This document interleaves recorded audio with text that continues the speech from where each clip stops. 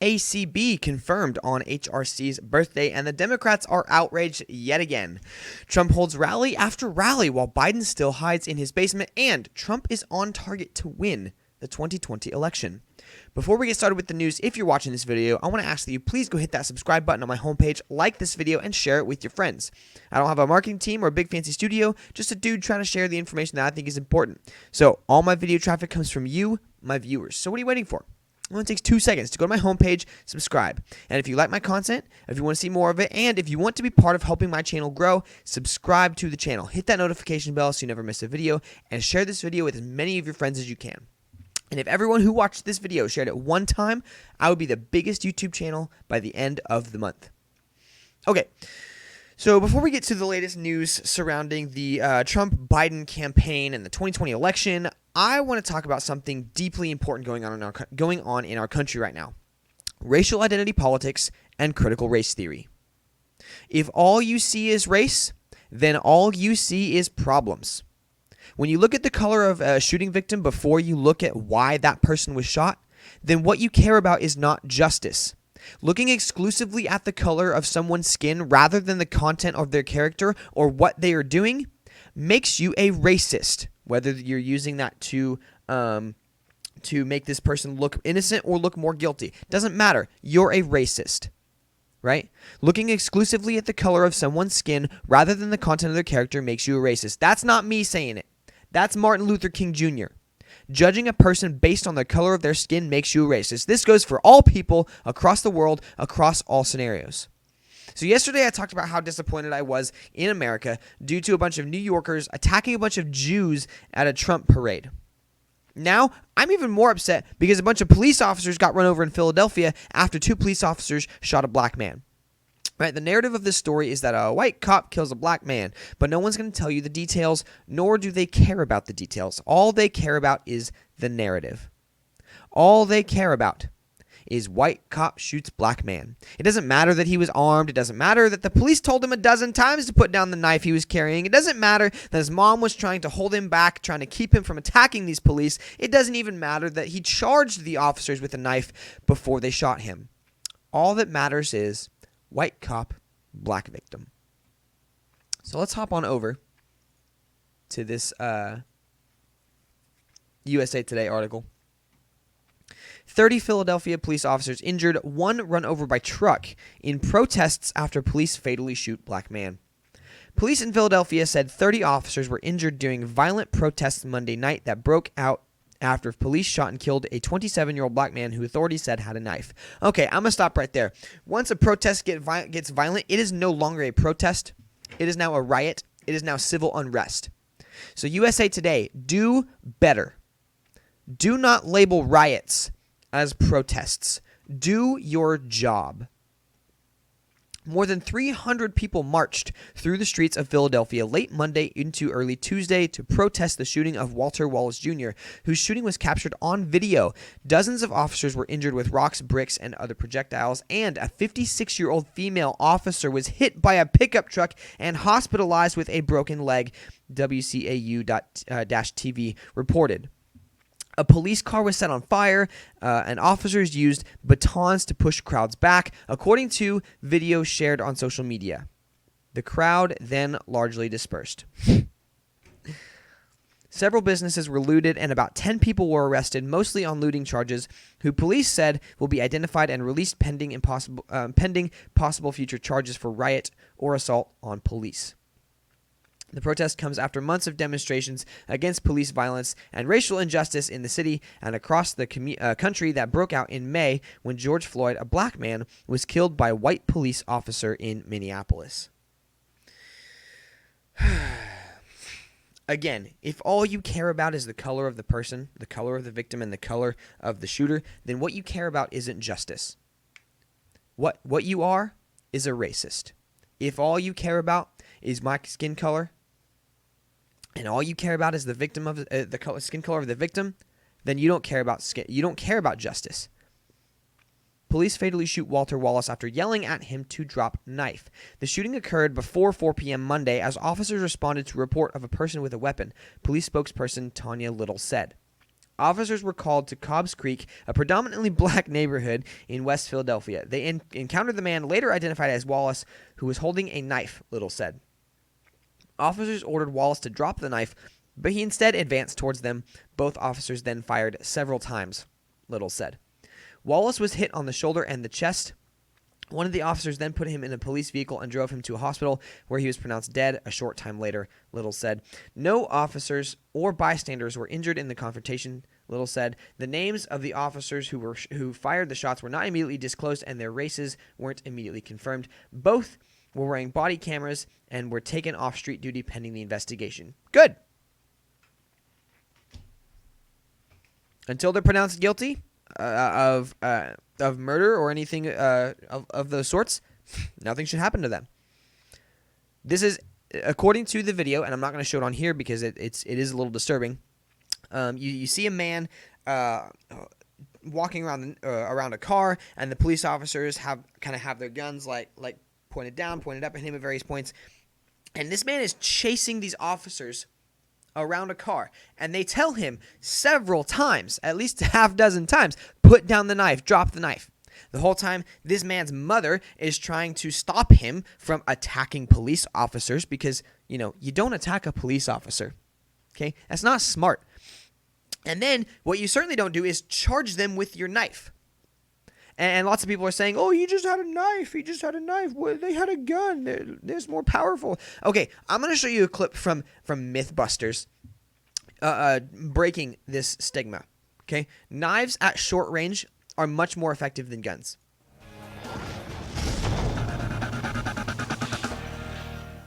I'm ready when you are. But with Jamie reset at the 24-foot mark, it's kill or be killed, take two. I nailed you right in the chest, but man, that is terrifying. Totally terrifying. Yep, a sprinting, screaming Heineman is what nightmares are made of. But at this distance, it was Adam who won the duel. Just barely. So Jamie shifts the start line to 20 feet. All right, my safety's on. Gun is loaded. Oh. Dude, I've never heard you make that noise, ever. In these face-to-face tests, I've been able to shoot Jamie at both 24 and 20 feet, although 20 feet was quite close. But the fact that I'm able to make that distance shorter than I was for the other test makes sense to me because watching him run at me while screaming is a fantastic adrenaline rush. It is absolutely an incredible motivation to get things in order to shoot him before I die. Okay. So, in case you missed it, which is entirely possible, in case you missed it, knives are more effective than guns by up to 20 feet. So tell me again, what are the police officers supposed to do in this moment when they are being threatened and they are being charged with a knife?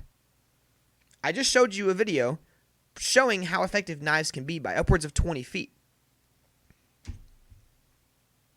I don't know, man.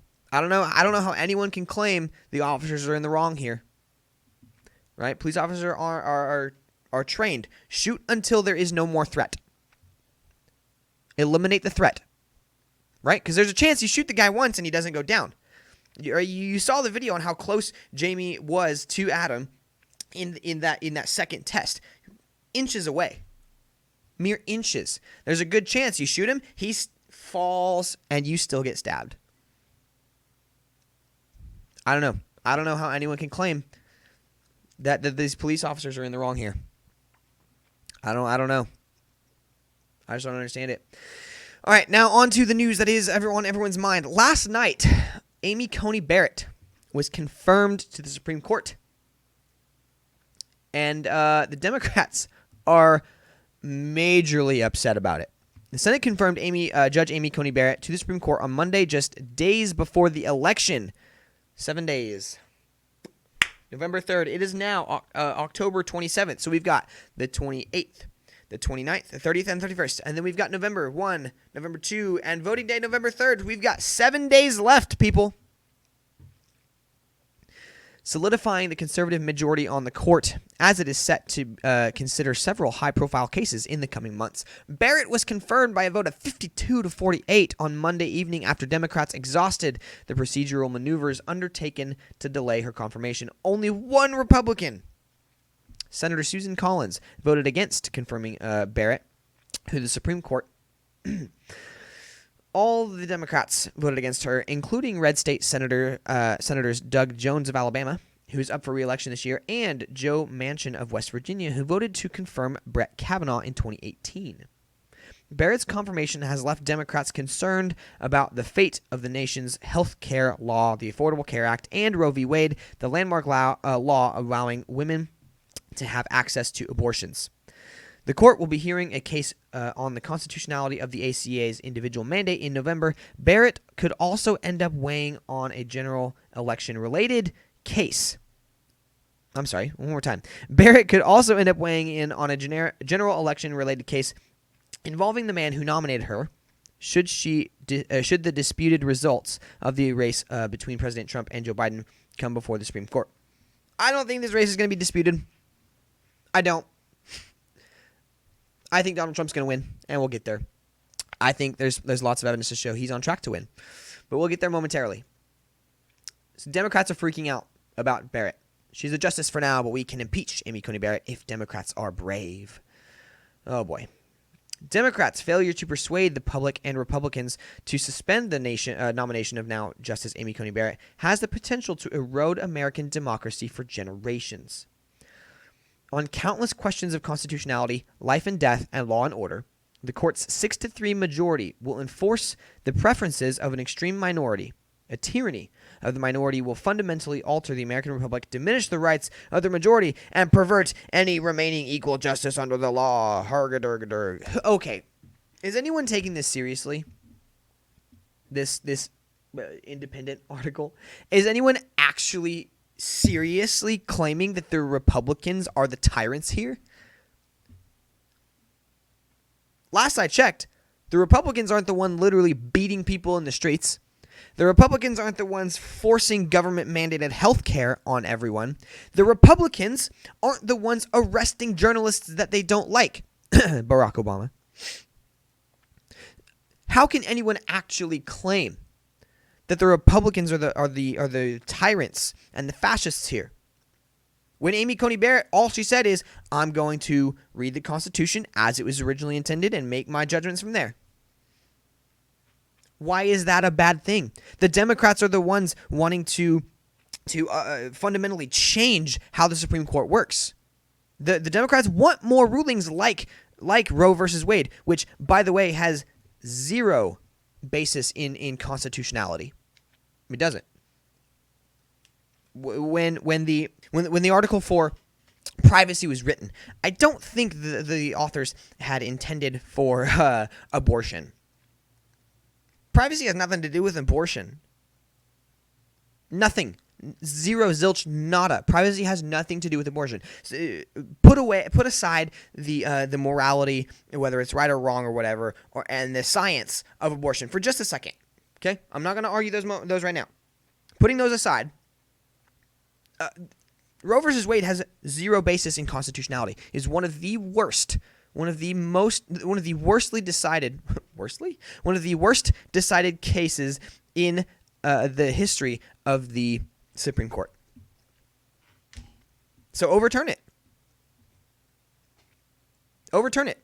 I don't care if you like or dislike what it did. It wasn't legal. It's still not legal. So overturn it. And then do it the right way. The Supreme Court does not exist to usher in new laws and regulations that the Democrats or the Republicans like. If you're gonna elect Supreme Court nominees that simply are gonna do what you want, you should not be in charge of electing these nominees. You just shouldn't, right? Which is why AOC urges Biden to pack Supreme Court. Says GOP doesn't think Democrats have the stones to play hardball. Oh boy, here we go. AOC urges Biden to pack Supreme Court. Headline's all you need to know. I'm not even going to read the rest of the story because it's full-blown crazy. just like her. Those eyes, man. Those eyes are crazy. New York lawmaker Alexandria Ocasio-Cortez has urged Joe Biden to expand the Supreme Court should he win November's election and the Democrats take control of the Senate while holding on to Congress. I can't even. All of this is assuming that he wins, which I don't think so, and there's a bunch going into that. And the top of the reason being, he's locking himself away in the basement. He's hiding because he's old and falling apart. Proof positive of this, look at this. This is the Trump campaign calendar. He's got one today at 1, one today at 3, one today at 6:30. And he had one earlier this morning as well. So we have 4 rallies today, and then he's got 2 rallies tomorrow. He had 3 rallies yesterday. The man has so much energy. He has so much life left in him. He's going, nonstop. So who do you want for president? Someone who can go all day long nonstop, or Joe Biden? Campaign calls a lid on in-person campaigning. With 9 days left before the 2020 election, former Vice President Joe Biden is off the campaign trail without any in-person events scheduled. Joe Biden at 9 a.m. 9 days until the election. Let's go. Joe Biden at 9:01 a.m. calls a lid for the day. In less than 2 weeks, the American people can put a lid on the ultimate swamp creature, Joe Biden's career. Preach. Do it. Do not vote for this man. Do not vote for Joe Biden. He will not be a good leader. Right? The polls coming out of CNN after the last debate were that Donald Trump would be a better leader. Actually, it was tied, and with, frankly, because CNN's audience is primarily left, that's pretty proof positive. Donald Trump's a stronger leader. So why would you not vote for him? All right. And this is some more evidence of why I think Donald Trump's going to win. More than 60% of Democrats plan to vote early versus less than 30% of Republicans. Unlike previous election cycles, a massive partisan gap has emerged between those who plan to vote early in the 2020 election and those who plan to wait until Election Day, according to a new national Gallup poll, which aligns with recent corresponding data showing that vastly more U.S. citizens have cast early votes compared to prior elections. Some 62% of Democratic registered voters plan to vote early or indicate they have already voted, compared with just 28% of Republican voters. So roughly, right, we saw a poll last week that said about 70% of Democrats. This week we're seeing a poll of 62% Democrats. So approximately 2/3 of Democrats saying they're going to vote early or they've already voted, with compared to 25%. 1/4 of Republicans saying that they're going to vote early or have already voted. This enormous 34% point change, partisan schism, is stunning. Right? Considering that over the past 4 presidential elections, the gap between the two parties was never greater than 2%, according to Gallup data. This year, during the ongoing coronavirus pandemic, the number of registered Democrats indicating they plan to vote early has surged by 18 points compared with 2016, which is even starker in contrast to Republicans, among whom early voting intentions have declined by 14 points. Among independents, 47% said they plan to vote early this year. Altogether, 45% of respondents claim they plan to vote before Election Day. Of those planning to vote early, 60% told Gallup they will vote by absentee ballot. 31% said they will vote in person, and 9% are unsure of how they will vote. As of Wednesday morning, more than 5.5 million votes have already been cast in the 2020 election, according to data from the United States Election Project, which represents a remarkable increase over the approximately 80,000 votes recorded at the same point in the 2016 election. So here's what this means. 2/3 of Democrats are going to vote early by mail, which means the majority of Democrats have already cast their votes with 1 week into the election left. Okay, Democrats across most states are voting about the same rate that they did in 2016 and 2018. They're on target. Republicans are underperforming right now, which means come Election Day, boom, skyrocketing numbers. Trump is on track to win. So here's this poll in battleground states. Donald Trump is down by only 2.2 points. This is across Arizona, Colorado, Florida, Michigan, Minnesota, North Carolina, New Hampshire, Nevada, Ohio, Pennsylvania, Texas, Virginia, Wisconsin. Let me do that again. Arizona, Colorado, Florida, Georgia, Michigan, Minnesota, North Carolina, New Hampshire, Nevada, Ohio, Pennsylvania, Texas, Virginia, and Wisconsin. 14 states are considered battleground states right now. And Democrats are performing about even, whereas Republicans are a little underperforming, which says to me that we're going to see a huge boom in Republican votes and not much change in Democratic votes. So, that being said, even in Colorado, where the Democrats are slightly overperforming, Republicans are underperforming. And if only 1/4 of them are going to vote early and by mail, whereas we've already got 3/4 or 2/3 of Republican or Democratic votes, we're going to see a huge boom in Republican votes and potentially see Colorado swing red this year. I don't think it will happen, but it's a good chance. I give it a 30% chance of happening. Right? We see something similar in Arizona. Democrats are actually overperforming here, whereas Republicans are underperforming. And again, if this represents 2/3 of Democratic votes, and this is only 1/4 of Republican votes, we're going to see a massive boom. Trump's on track to win Arizona. Same thing in Florida. Trump's on track to win Florida. Same thing in Michigan. Democrats are overperforming in Michigan. Republicans are underperforming. We're going to see a massive boom. And with only 45% of the votes in, Democrats have already cast most of their votes. See a similar story in Minnesota. Okay, Democrats are right in the middle of the pack, performing as usual. Republicans are underperforming. With 40% of the votes in, man, Democrats have already cast most of their votes. Same thing in North Carolina. The Democratic vote is going down, down, down. Democrats are performing at about normal levels, and Republicans are actually overperforming. And once again, if this represents 2/3 of the Democratic vote, and this represents 25% of the Democratic vote, 1/4, Donald Trump's going to win North Carolina running away. And last state, Wisconsin. Democrats have seen massive drops in levels of voting. And Republicans are actually underperforming right now. So what does this all mean? Let's look at Arizona, North Carolina, Michigan, Wisconsin, and Minnesota. I think Trump's going to lose Pennsylvania. I do. I think he's going to lose Pennsylvania. I think he's going to win North Carolina. I think he's going to win Arizona. I think he's going to win Michigan and Wisconsin, putting Trump at 285 out of 270 needed to win, and I think Minnesota is a true toss-up. Even if he doesn't win North Carolina, let's make that a true toss-up. Right? If Pennsylvania is a true toss-up, Trump's got the votes necessary to win. Even if Biden wins North Carolina, Pennsylvania, and Minnesota, it's not enough to win. He needs to get a 4th state that Trump won in 2016.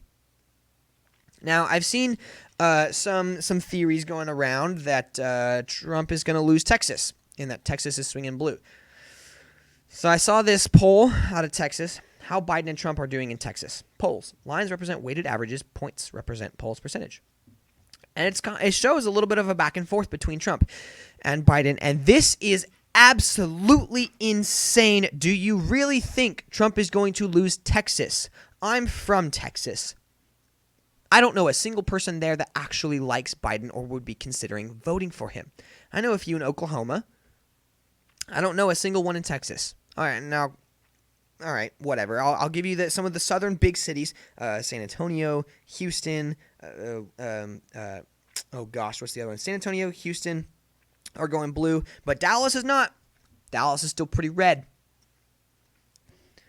So what does that mean? Texas has a lot of rural people, a really, really large rural population. And so to suggest that the race is this close between Trump and Biden is crazy.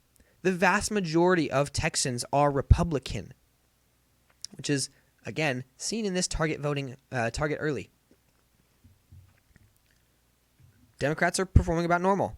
Republicans are performing about normal, maybe even a little under normal. What does this mean? With 3/4 of the votes being cast, and Democrats are down by 14, 15 points, they're not going to win Texas. Especially if 3/4 of Republicans haven't cast their votes yet. Donald Trump's going to win Texas running away. This is the debate. This is the election math. I think Trump's going to win because of a few major things. Like I said at the beginning, the racial politics, okay, and critical race theory, the riots. Who's going to want to vote for someone who is representative of the people who are burning down the country? It's not the Republicans burning down the country. It's the Democrats. Who's going to vote for Joe Biden when he represents those people? When the people who are rioting and burning the country down want him elected, don't vote for him. Vote for the people they don't want because they know he will hold them accountable. And then finally we get to the peace deals.